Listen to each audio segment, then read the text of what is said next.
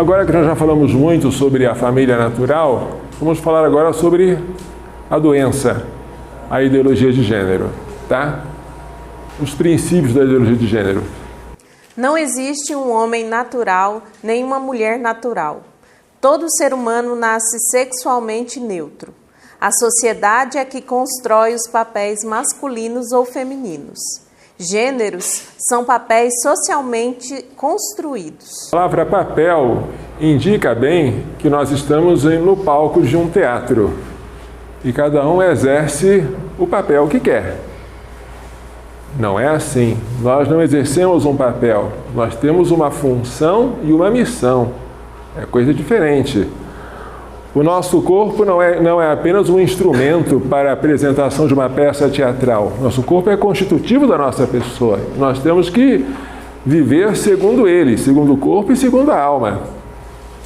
Não é a natureza, mas a sociedade que impõe à mulher e ao homem certos comportamentos e certas normas diferentes. Por que a mulher brinca de boneca quando é pequena? Por quê? Dirão vocês, porque ela tem um instinto materno. A ideologia de gênero diz, porque a sociedade impõe isso a ela. E para desconstruir isso, já viram isso? Já viram esse livrinho? Esse é um entre tantos outros da ideologia de gênero usado nas nossas escolas para confundir as crianças. O que está escrito nele? Menino brinca de boneca. Estão convencendo os meninos a brincar de boneca também. Eu pergunto, para quê?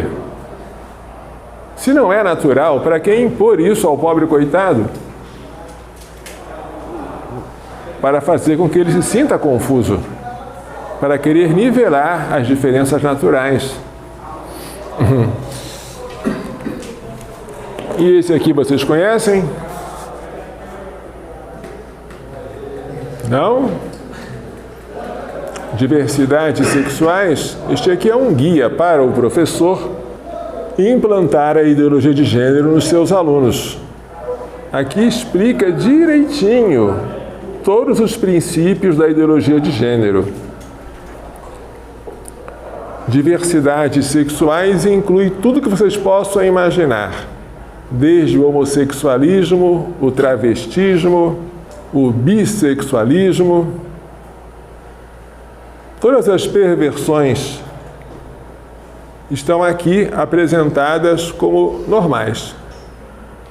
Coisas normais a serem respeitadas. E quem não respeita é intolerante.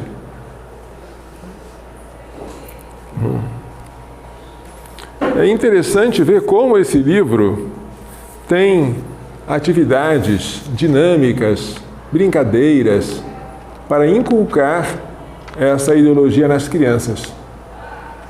Uma criança que se submete a isso, ela fica totalmente confusa. Ela fica com dúvidas do tipo, será que eu sou homossexual? Porque ela aprende aqui que o homossexual é algo com que o homossexualismo, que eles não chamam assim, chamam homossexualidade ou homoafetividade, é algo com o qual você já nasce. Então você tem que descobrir se é ou se não é essa coisa. Aí a criança fica confusa. Eu sou ou não sou? Vou descobrir. Veja quanto dano isso causa em cabecinhas que estão ainda se formando. Quanto distúrbio de comportamento isso cria. Porque eles não respeitam as idades menores. Isso aqui é um dano tão grave que eu compararia à pedofilia. Assim como o pedófilo não respeita a idade tenra da criança para satisfazer a sua lascívia com ela, os ideólogos de gênero não respeitam nem a inocência de uma criança que mal está saindo digamos, do útero materno, para poder ensinar essas coisas aqui, que não tem nada a ver com a natureza. Destruir a criança, destruir a inocência da criança, corrompê-la, é algo que a mim choca mais do que o aborto. A criança abortada não comete pecado, nem vai para o inferno. Mas uma criança corrompida, meu Deus. Tais ideias, que são meras construções sociais, servem para justificar o domínio da mulher pelo homem. É preciso desconstruir tais ideias, conscientizando a mulher de que ela está sendo enganada e explorada. Uma vez liberta de tais construções sociais, a mulher vê-se livre para construir a si mesma.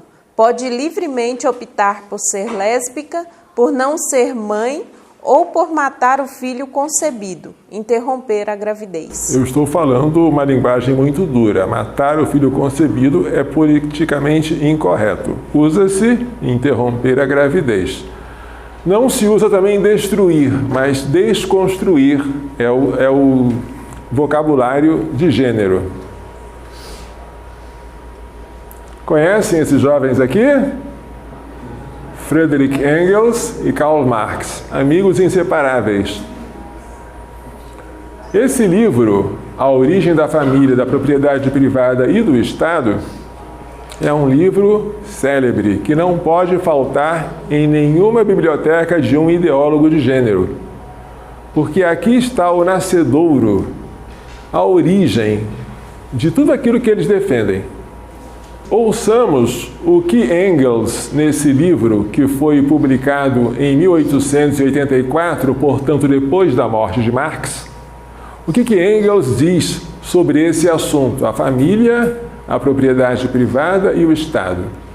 Em um velho manuscrito não publicado, escrito por Marx e por mim em 1846, encontro as palavras: a primeira divisão de trabalho é aquela entre homem e mulher para a propagação dos filhos.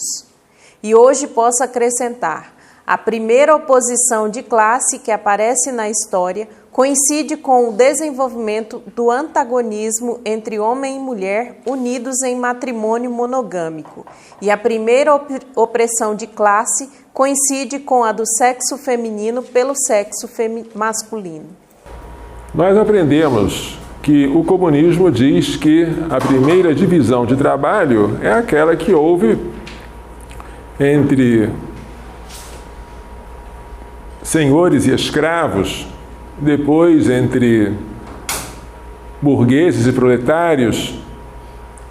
Mas aqui neste escrito vai-se além. A primeira divisão de trabalho ocorre no seio da família. Homem e mulher têm trabalhos diferentes, e onde há diferença, há injustiça. Marx não admite diferenças justas. Se há injustiça, há então uma luta.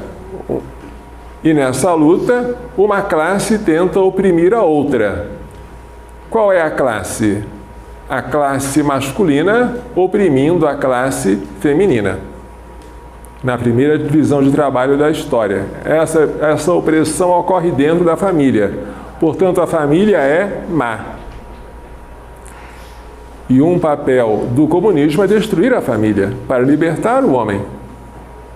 Mas não é apenas o marido que oprime a mulher. Ambos oprimem os filhos. Porque não pode haver autoridade sem haver opressão. No Manifesto Comunista de 1848, quando os dois ainda eram vivos, veja o que está dito sobre o pátrio poder. Censurai-nos por querer abolir a exploração das crianças por seus próprios pais? Confessamos esse crime. É irônico, não é? Confessamos esse crime. Que as crianças sejam submetidas aos pais, para ele é uma exploração. Ele quer que isso desapareça. Crianças livres dos pais, mulheres livres dos maridos, sociedade livre das famílias. Isso é a felicidade. Porque antigamente era assim, dizem eles.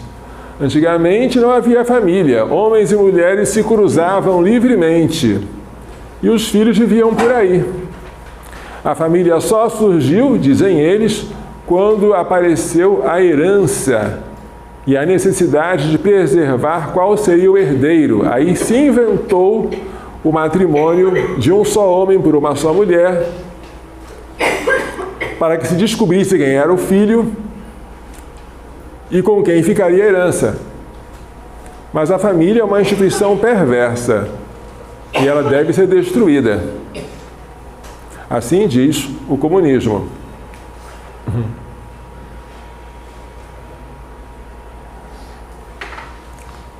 Segundo a doutrina marxista, deve haver uma revolução. Os operários não devem se contentar com aumento de salários ou melhorias de condições de trabalho. Isso é só para enganá-los. Operários têm que fazer uma revolução para tomar o poder e instaurar um período que se chama ditadura do proletariado. Os operários têm que se apropriar dos meios de produção que atualmente estão em poder da burguesia. E depois de eles se apropriarem desses meios e instaurarem a provisória ditadura do proletariado, vai haver uma sociedade sem classes, sem patrões, sem operários, onde tudo será de todos, será o comunismo. É assim que o comunista vê o futuro. Nós vemos o futuro como a ressurreição, a vida eterna, a felicidade em Deus, todos vendo a Ele face a face.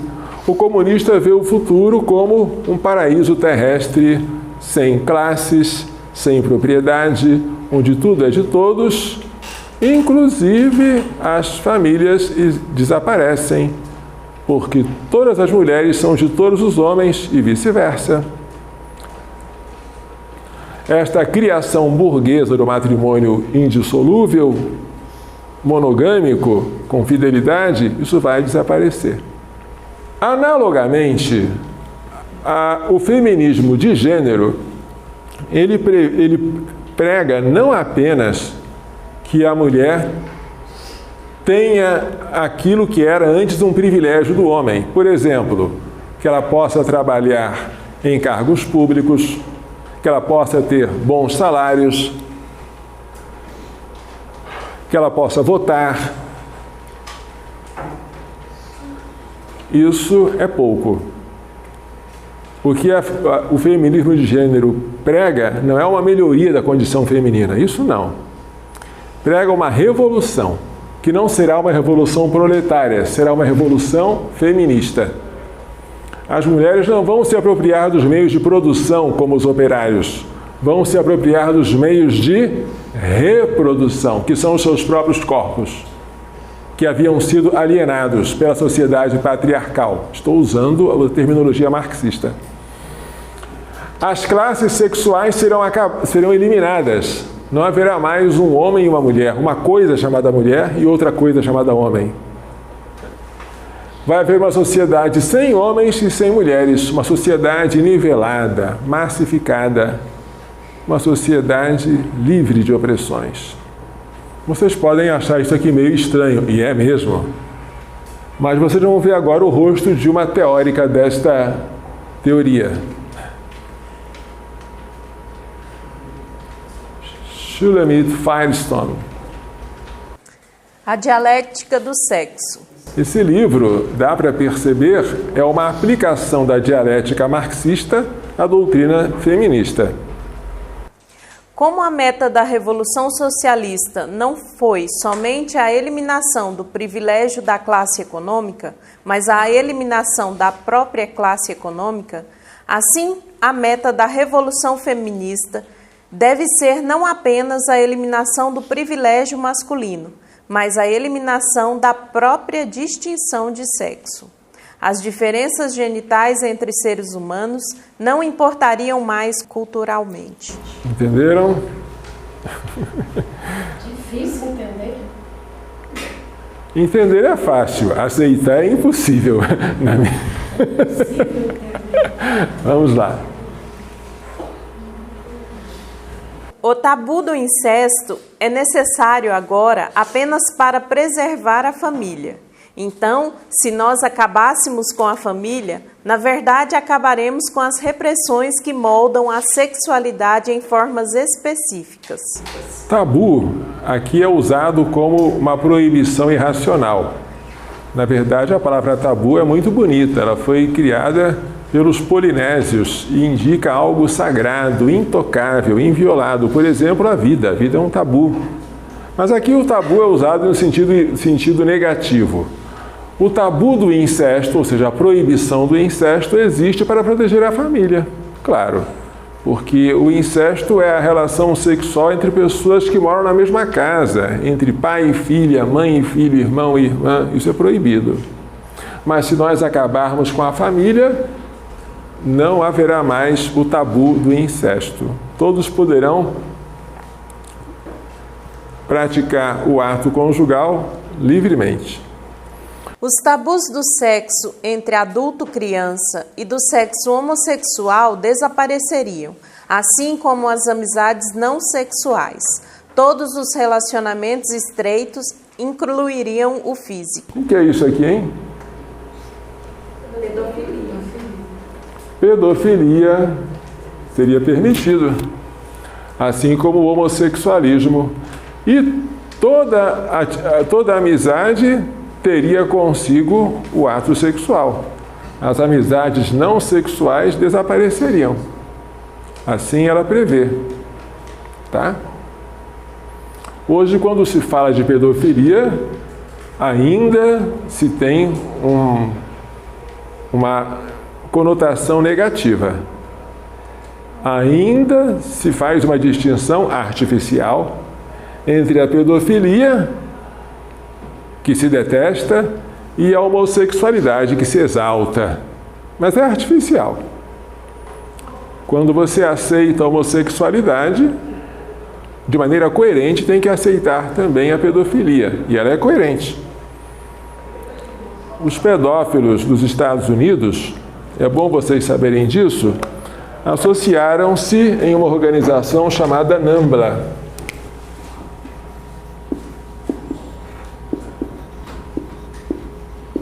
NAMBLA quer dizer North American Man and Boy Love Association, Associação Norte-Americana de Amor Homem-Menino. A NAMBLA, que tem página na internet, nambla.org, diz que a pederastia, ou o homossexualismo masculino com crianças, é a forma mais antiga de homossexualidade. E eles argumentam, se nós podemos praticar tais atos entre homens e homens, por que não entre homens e meninos? Isso seria um preconceito que eles chamam de ageism. Ageism você traduziria como idadismo. É o preconceito de idade. Ou então etarismo. Você permitir para alguns o que é proibido em outras idades. Porque você pode praticar tais atos entre dois adultos do mesmo sexo e não entre um adulto e um menino. É o que eles advogam. É bom saber que a NAMBLA, por muito tempo, esteve dentro da ILGA. ILGA é International Lesbian and Gay Association, Associação Internacional de Lésbicas e Gays. Depois, por motivos políticos e estratégicos, a NAMBLA se retirou da ILGA. E a ILGA passou a dizer que combate a pedofilia. Mas isso é ridículo. É ridículo. Quem defende uma coisa tem que defender a outra também. E qualquer separação é artificial. Esta moça aqui, ela é coerente. Você pode não concordar com ela, como eu não concordo, mas ela é coerente. Ela vai até as últimas consequências da sua ideologia. Shulamit Firestone. Note-se que o livro dela, de 1970, é anterior ao livro de Judith Butler, de 1990, que é Gender Trouble, o problema de gênero. É anterior, mas esse livro é muito mais explícito, muito mais cru, e ele contém tudo aquilo, e contém em germe aquilo que a sua sucessora, né, Judith Butler, iria expor na sua obra de 1990.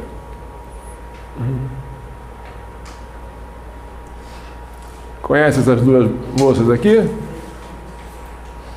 Essa aqui é Simone de Beauvoir, que foi mulher de Jean-Paul Sartre. Eu disse mulher porque ela não era esposa, né? Convivia com ele. Mas Jean-Paul Sartre era um filósofo existencialista francês, ateu. E ela compartilhava do ateísmo dele. Sartre e Beauvoir. Veja uma carta de Simone de Beauvoir à sua amiga norte-americana Betsy Friedan, feminista também. Não, devagar, assim. É tão bonita essa carta que vamos fazer uma pausa para lê-la. Pensamos que nenhuma mulher deveria ter esta opção. Não se deveria autorizar a nenhuma mulher ficar em casa para cuidar de seus filhos. A sociedade deve ser totalmente diferente. As mulheres não devem ter esta opção, porque se essa opção existe, demasiadas mulheres decidirão por ela. Por quê, hein? Pergunta que eu faço. Por que demasiadas mulheres decidirão por esta opção, se ela existir? A opção de ficar em casa com os filhos. Resposta nossa, porque isso é natural. Resposta dela, porque nós não queremos que isso aconteça.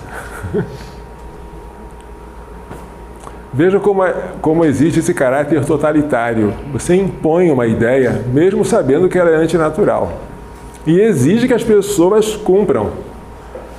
E as ovelhas balindo,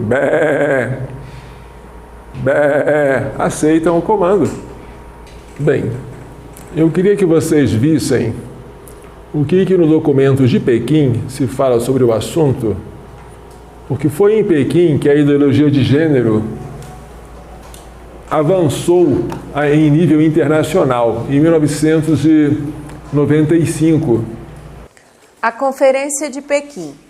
Na 4ª Conferência Mundial das Nações Unidas sobre a Mulher, realizada em setembro de 1995 em Pequim, houve uma enorme discussão com a tentativa de introduzir o termo gênero e a perspectiva de gênero no documento. Na ocasião, a ex-deputada dos Estados Unidos, Bella Abzug, disse: "O sentido do termo gênero evoluiu, diferenciando-se da palavra sexo, para expressar a realidade de que a situação e os papéis da mulher e do homem são construções sociais sujeitas à mudança." Gênero, construções sociais. Diante da preocupação dos delegados de diversos países em incluir o termo gênero no documento, Bella Abzug disse: "O conceito de gênero está encravado no discurso social, político e legal contemporâneo. Foi integrado à planificação conceitual, à linguagem dos documentos e programas dos sistemas das Nações Unidas. Os intentos atuais de vários estados de apagar o termo gênero da plataforma de ação e substituí-lo por sexo é uma tentativa insultante e degradante de revogar as conquistas das mulheres, de nos intimidar e de bloquear o progresso futuro." Como se vê, trocar sexo por gênero, para ela é inaceitável. Portanto, a palavra gênero não é nada inofensiva. Se ela gosta tanto é porque tem razão de gostar. Portanto, não usemos isso. Usar a linguagem do inimigo já é ceder a ele. Já é uma primeira derrota. Percebe-se a paixão com que a oradora defendia a ideologia de gênero na conferência, mas ela não estava sozinha. A feminista canadense Rebecca Cook, docente de Direito na Universidade de Toronto e redatora da Contribuição Oficial da ONU em Pequim, dizia que os gêneros masculino e feminino eram uma construção da realidade social, que deveria ser abolida. Quanto aos sexos, dizia ela que eles já não são 2, mas 5. Mulheres heterossexuais, mulheres homossexuais, homens heterossexuais, homens homossexuais e bissexuais. Obviamente, a afirmação de que existem 5 sexos não tem fundamento algum na biologia da espécie humana. Fundamenta-se numa ideologia que defende o homossexualismo em pé de igualdade com a união entre um homem e uma mulher.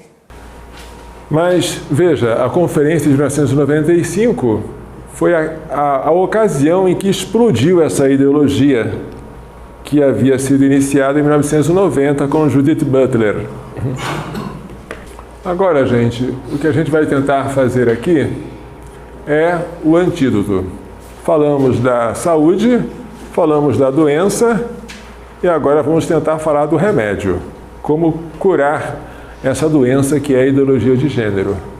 Vocábulos como gênero, homofobia, orientação sexual não devem ser usados a não ser entre aspas, quando for necessário fazer uma citação. Se você usa à toa e sem usar aspas, você está se rendendo ao inimigo. As palavras não são inocentes, elas são armas. E quem as inventou sabe para que servem, e você não sabe.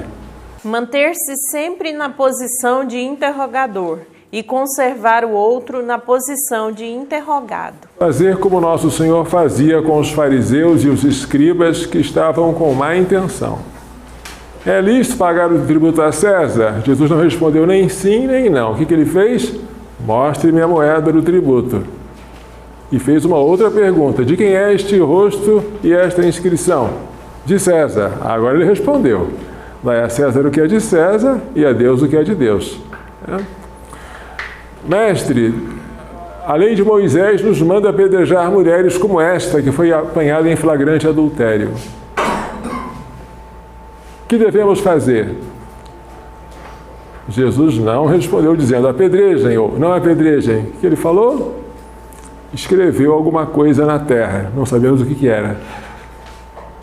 E depois, como insistissem com ele, atire a primeira pedra quem não tiver pecado. Aí eles foram saindo, a começar pelos mais velhos, um por um. E a mulher ficou sozinha no meio. Ninguém te condenou? Ninguém, Senhor. Também eu não te condeno. Vai e não tornes mais a pecar. Ele usou da misericórdia, sem, porém, esconder o pecado e sem aprovar o pecado, porque mandou que ela não pecasse mais. Isso a gente tem que fazer quando tiver que dialogar com pessoas de má fé. Manter o interlocutor na posição de interrogado e manter-se na posição de interrogador. Vou dar alguns exemplos e contra-exemplos. Veja esta pergunta. Você é a favor da homofobia? Resposta errada. Sou contra. Resposta errada. Sou a favor. Por quê? Porque você está respondendo algo relativo a uma palavra que você não criou e você não sabe para que serve. Qual é a resposta certa? Devolver a pergunta ao interlocutor. Você quer dizer se eu sou a favor do homossexualismo? Agora você se conservou na posição de interrogador, não se fez de interrogado. Você é homossexual ou heterossexual? Resposta errada, que muita gente dá nessa hora. Eu sou heterossexual. Errada. Os heterossexuais não existem. Existem homens e mulheres. A resposta certa seria eu sou homem ou eu sou mulher. E pronto.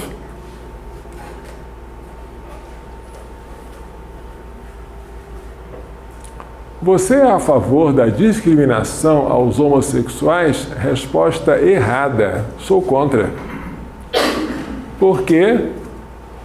Porque o Catecismo da Igreja Católica diz com clareza: evitar-se-á para com eles, para os homossexuais, toda sorte de discriminação injusta. E como a Igreja não usa palavras inúteis, a palavra injusta tem a sua razão de ser aí. A Igreja não condena o aborto injusto, nem a eutanásia injusta, nem o adultério injusto. Ela condena o aborto, a eutanásia e o adultério.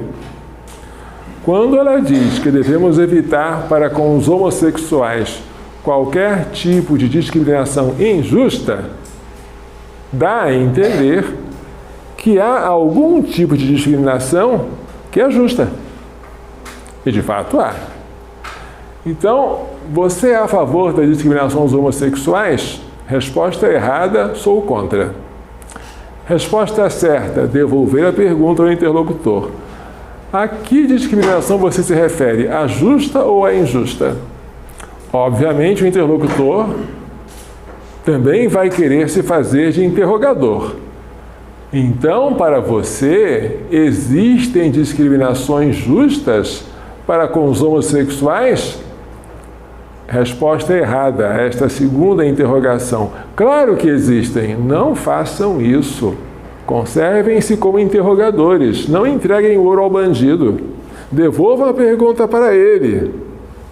Você acha justo que uma dona de casa seja obrigada a conservar uma babá cuidando de seus filhos, mesmo depois de saber que ela é lésbica? Agora espera que ele responda.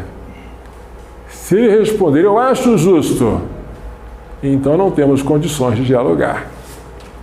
E se ele dissesse, é injusto, então, é isso que eu estou dizendo. Existem discriminações que são discriminações justas. Por exemplo, você não admitir uma lésbica para cuidar das suas crianças. É uma discriminação justa, porque para exercer o ofício de babá é preciso ter uma idoneidade moral. E o lesbianismo é um vício, não é uma opção legítima como qualquer outra. É um vício, é um pecado, é uma desordem moral. E a pessoa que livremente pratica esse vício, ninguém a obrigou, não pode querer ter o direito que outra pessoa que não tem o vício tem de cuidar dos seus filhos. Por exemplo, se chega um rapaz querendo ser padre e manifesta a sua vontade diante do reitor do seminário. Só que esse rapaz é homossexual. O que o reitor do seminário deve dizer para ele? Você não pode ser padre. Mas por que não? Você está me discriminando. Estou fazendo uma discriminação justa. Ninguém obriga você a praticar o que você pratica. Mas se pratica, você tem que arcar com o ônus da sua liberdade mal usada. Você está vivendo em pecado contra a castidade e contra a natureza. Então você não pode abraçar o sacerdócio. Na verdade, nem sequer enquanto você não se arrepende disso, você pode comungar. Quanto mais ser padre e consagrar o corpo e o sangue de Cristo. Não tem lógica.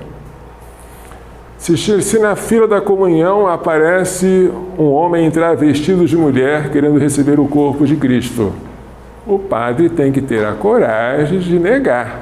Mas isso é uma discriminação justa. Porque ninguém pode comungar o corpo de Cristo indignamente. E se esta indignidade aparece até na maneira de vestir, então chegou ao extremo. Quando o pecado grave é manifesto, o padre tem que negar a comunhão. O que são as prisões? As prisões são lugares onde são discriminados aqueles que fizeram coisas dignas de discriminação. Todos nós podemos nos locomover livremente, mas se cometemos um crime e somos condenados à prisão, ocorreu uma discriminação justa. Por isso, esse diálogo ilustra como é que nós temos que agir com aqueles que querem nos encostar contra a parede.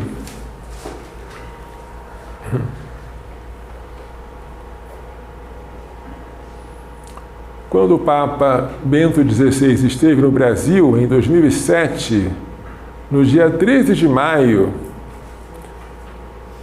ele fez um discurso. Veja uma frasezinha deste discurso. As mães que desejam dedicar-se plenamente à educação dos seus filhos e ao serviço da família devem gozar das condições necessárias para o poder fazer. E por isso têm direito de contar com o apoio do Estado. De fato, o papel da mãe é fundamental para o futuro da sociedade. O Estado deve dar condições para que as mulheres possam trabalhar em casa sem precisar necessariamente sair para ajudar economicamente com a renda familiar. Isso é a função do Estado. É o que o Papa está dizendo aqui. Papa Bento XVI. Papa João Paulo II falava a mesma coisa.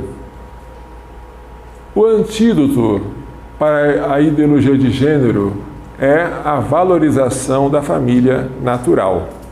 Não se deve falar família tradicional, porque ao dizer família tradicional, parece que é uma família que existe por tradição, talvez por costume, mas que poderia ser mudada.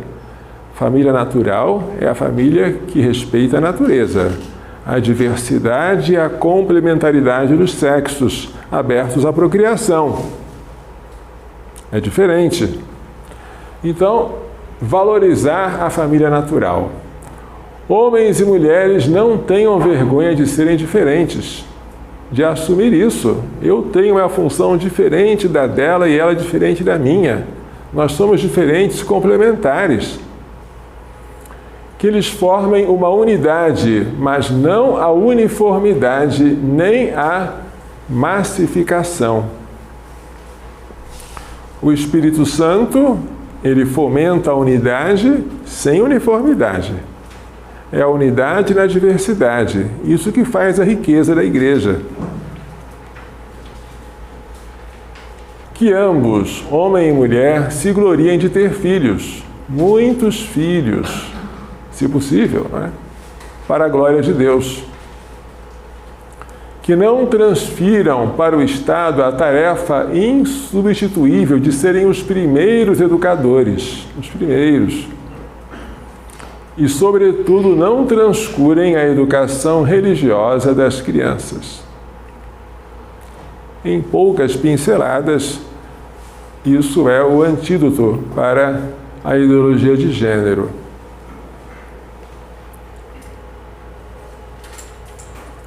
Coração Imaculado de Maria, livrai-nos da maldição do aborto. Vamos agora, eu queria que alguém, não sei se tem alguma adolescente aqui. São 6 da manhã. O despertador não para de tocar e não tenho forças nem para jogá-lo contra a parede. Estou exausta, não queria ter de ir trabalhar hoje. Quero ficar em casa cozinhando, escutando música, cantando, etc. Se tivesse um cachorro, passearia com ele pelos arredores. Tudo, menos sair da cama, engatar a primeira e pôr o cérebro para funcionar. Gostaria de saber quem foi a bruxa feminista que teve a infeliz ideia de reivindicar os direitos da mulher e por que fez isso com a gente que nasceu depois dela. Estava tudo tão bem no tempo das nossas avós. Elas passavam o dia todo bordando, trocando receitas com suas amigas, passando entre elas segredos de temperos, truques e remédios caseiros, lendo bons livros das bibliotecas de seus maridos, decorando a casa, podando árvores, plantando flores, colhendo legumes das hortas e educando seus filhos. A vida era um grande curso de artesanato, medicina alternativa e cozinha. Até que veio uma fulaninha qualquer que não gostava do serviço doméstico e contamina várias outras revoltadas com ideias esquisitas sobre vamos conquistar nosso espaço. Que espaço que nada! Já tínhamos a casa inteirinha, o bairro todo, um mundo a nossos pés. Tínhamos o domínio completo sobre os homens. Eles dependiam da gente para comer, vestir e até se exibirem para seus amigos. Que raios de direito quiseram dar para a gente? Agora eles estão confusos, não sabem que papel desempenham na sociedade.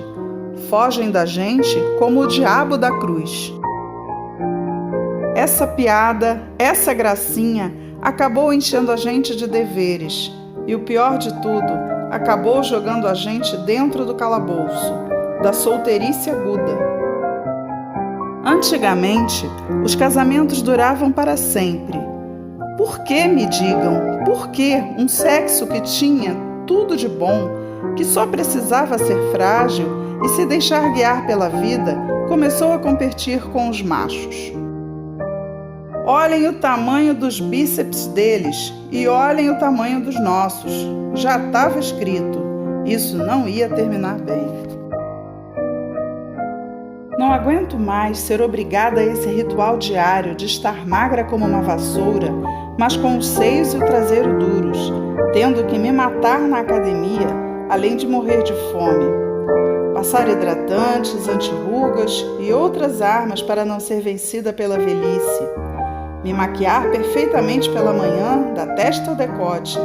Ter o cabelo impecável e não bobear com a tintura, pois cabelo branco é pior que a lepra. Escolher a roupa e os sapatos e os acessórios, não seja coisa de que não esteja apresentável com aquela reunião de trabalho. Nada me aborrece mais do que ter que decidir que perfume combina com meu humor, nem ter que sair correndo para ficar engarrafada no trânsito e ter que resolver a metade das coisas pelo celular, correr o risco de ser assaltada, de morrer atacada, ficar plantada o dia todo na frente da mesa do escritório trabalhando como uma escrava, moderna, é claro, com um telefone na orelha e resolvendo problemas um atrás do outro, para sair com os olhos vermelhos. Pelo monitor, é claro, para chorar de amor não sobra tempo. Estamos pagando o preço de estar sempre em forma, sem estrias, depiladas, sorridentes, perfumadas, unhas perfeitas, sem falar do currículo impecável, cheio de mestrados, doutorados e especializações. A gente se tornou supermulheres, mas continua ganhando menos que eles. Não era melhor, muito melhor, continuar tricotando na cadeira de balanço? Basta! Quero que alguém me abra a porta para eu passar, que afaste a cadeira quando for me sentar, que me mande flores, cartinhas com poesias, que me faça serenatas na janela.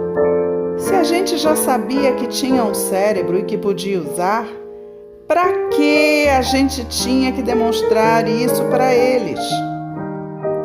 Ai, meu Deus, são 6 da manhã e tenho que me levantar. Estou abdicando do meu posto de mulher moderna. Alguém mais quer se juntar? Me perdoa, mas tinha que dizer. Abraços, Flor. O original era em espanhol. Alguém traduziu para o português. Isso que eu vou mostrar para vocês agora é uma entrevista, uma parte da entrevista de Alex Jones com Aaron Russo.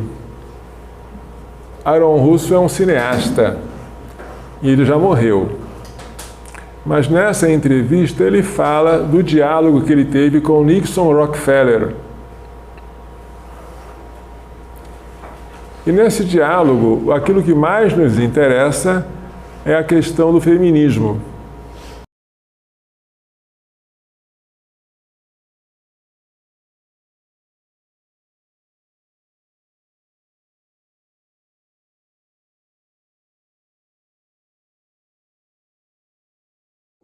The ultimate goal that these people have in mind is the goal to create a one world government run by the banking industry, run by the bankers, and they're doing it in sections. The European currency, the euro, and the European Constitution is one part of it. Now they're trying to do it in America with the North American Union, right? And they want to create a new currency called the Amero, right? And the whole agenda is to create a one world government where everybody has an RFID chip implanted in them. All money is to be in those chips, right? There'll be no more cash. And this is giving me straight from Rockefeller himself. This is what they want to accomplish. And all money will be in your chips. And so instead of having cash, anytime you have money in your chip, they can take out whatever they want to take out whenever they want to. If they say you owe us this much money in taxes, they just deduct it out of your chip digitally. Total control. Total control. And if you're like me or you, and you're protesting what they're doing, they can just turn off your chip. And you have nothing. You can't buy food. You can't do anything. It's total control of the people. And that chip's connected to a database that has your purchasing records, what you do, what Everything. you sell. Everything is in there, you know? Vocês estão entendendo? Dá para ler tudinho? Vamos avançar, porque vamos parar na coisa sobre o feminismo, tá? Bem, vamos ver essa parte que nos interessa muito. Things they told me was that he was at the house one night and we were talking and he started laughing. He said, "Aaron, what do you think women's liberation was about?" Entenderam? I had pretty conventional thinking about it at that point. I said, I think it's about women having the right to work, getting equal pay with men, just like they won the right to vote, you know? And he started to laugh. He said, "You're an idiot." And I said, "Why am I an idiot?" He said, let me tell you what that was about. Preste atenção à resposta dele. Para que serve a liberação da mulher? The Rockefellers funded that. We funded Women's Lib, you know? And we're the ones who got all over the newspapers and television, the Rockefeller Foundation. He says, and you want to know why? He says, there were two primary reasons. Quem adivinha quais são essas duas razões para liberar a mulher? We couldn't tax half the population before Women's Lib. Certo? Se a mulher passa a trabalhar fora, ela passa a ser uma fonte de arrecadação de impostos, tá? Então, essa é uma primeira razão. And the second reason was, now we get the kids in school at an early age. We can indoctrinate the kids how to think. It breaks up their family. The kids start looking at the state as the family, as the school, as the officials, as their family, not as the parents teaching them. And so those are the two primary reasons for Women's Lib, which I thought up to that point was a noble thing. You know, when I saw their intentions behind it, where they were coming from when they created it, the thought of it, I saw the evil behind what I thought was a noble venture. Entenderam ou não entenderam? Então, a liberação, dita liberação da mulher, serve para aumentar a arrecadação de impostos e para as crianças ficarem à mercê do Estado, tá? E poderem ser doutrinadas.